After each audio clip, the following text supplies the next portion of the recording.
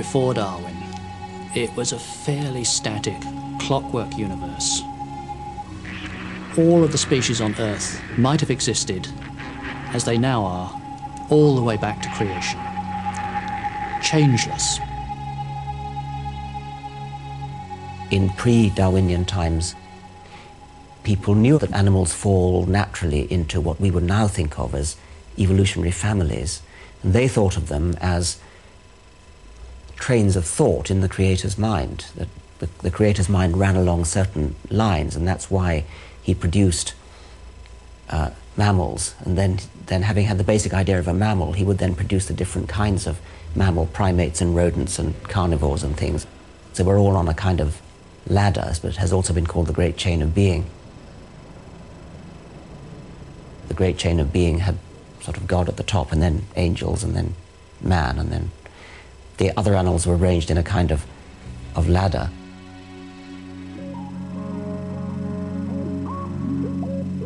There's always been a tradition which tended to look for a place for everything and everything in its place. A static kind of balance, unity, harmony, and so forth.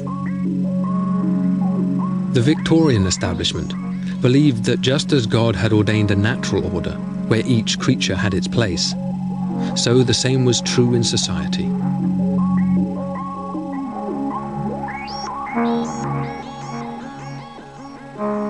If you really want to understand the Victorians, think about all things bright and beautiful.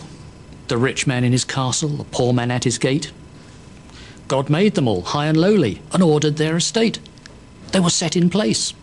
They couldn't move. They were being taught that they shouldn't even try to move. And that meant that real change was something that was very hard for them to cope with.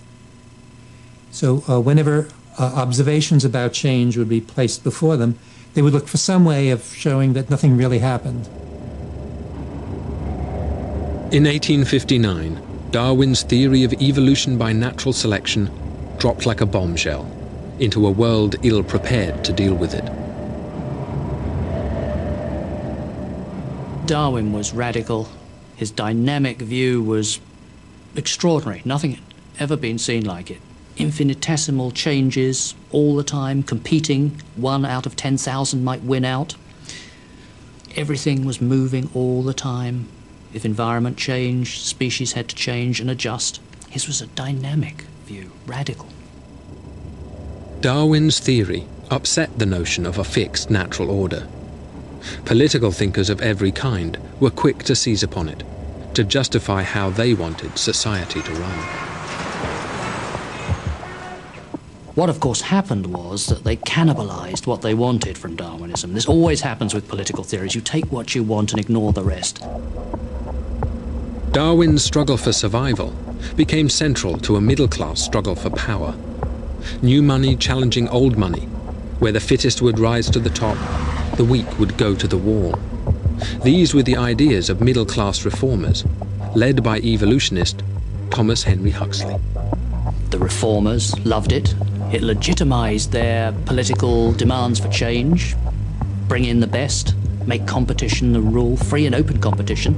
This was free and open competition in nature. Shouldn't we have it in society? But of course the Anglican ruling class disliked it because it upset their privileged position in society. It undermined it. But the new privilege of the middle classes was immediately threatened by more revolutionary interpretations of evolution. The working class, the inflammatory Democrats, of course, wanted to get rid of the whole system. Evolution for them was a way of getting rid of God. Therefore, he couldn't have ordered our estate. We're free to move up the social scale. You can understand their reasoning. Not for them any sort of competition, any struggling, any weak to the wall. They threw all of that out.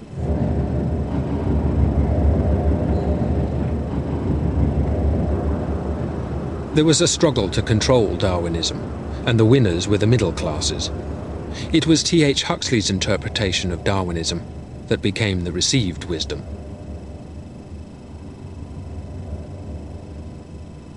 Darwinism starts off by putting a foundation to the whole meritocratic, professional, middle-class revolution, as it were. The middle classes were rising to power. However, once they were in power, the brakes went on. It stops here. And so the socialist revival in the 1880s, where they were demanding more votes for the working classes, a cooperative society, they were marching to the millennium. Darwinism suddenly became useful to actually stop that in its tracks, and Huxley was the man. He was saying, you cannot have a harmonious cooperative society because there's always going to be competition. There's always going to be too many mouths to feed. Darwin proved this.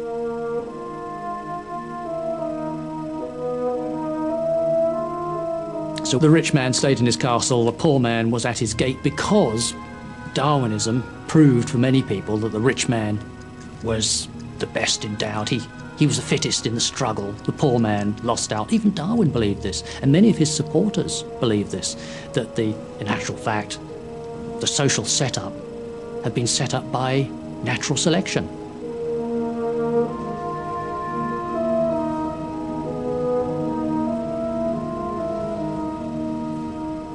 So whereas God had fitted each organism into its niche, now natural selection with a capital N and a capital S takes the place of God and fits each organism into its niche.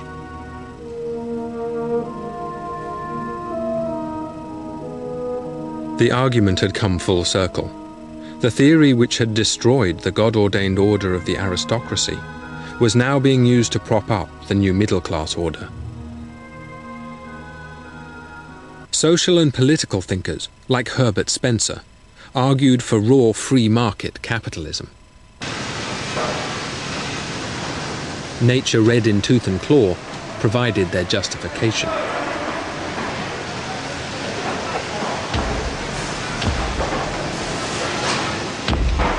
Social Darwinism, as it became known, was adopted by rich industrialists. For them, survival of the fittest was the scientific basis for a stronger society.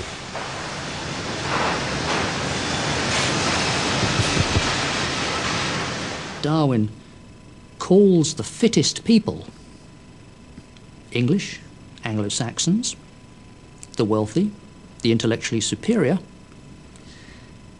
In many ways they were the Darwins, of course. It was Darwin's cousin Francis Galton who first proposed society should go beyond the idea of simply letting nature send the weak to the war. He said we could decide who the failures were and then help nature weed them out.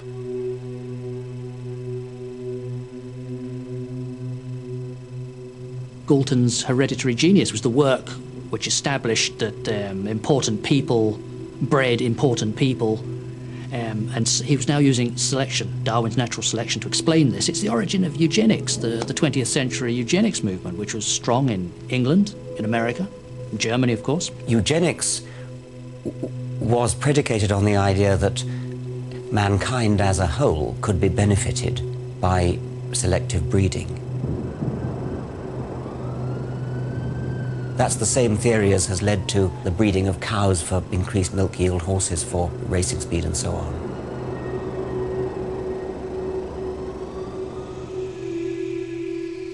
Galton visited prisons to photograph the people that he regarded as evidently inferior.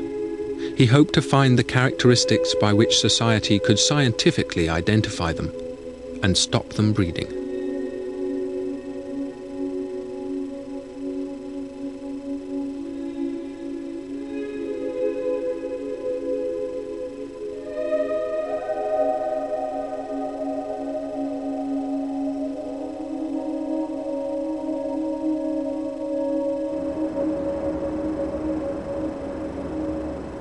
I think people today are unaware of just how widespread eugenic views were among sort of middle-class intellectuals in Europe and North America at that time.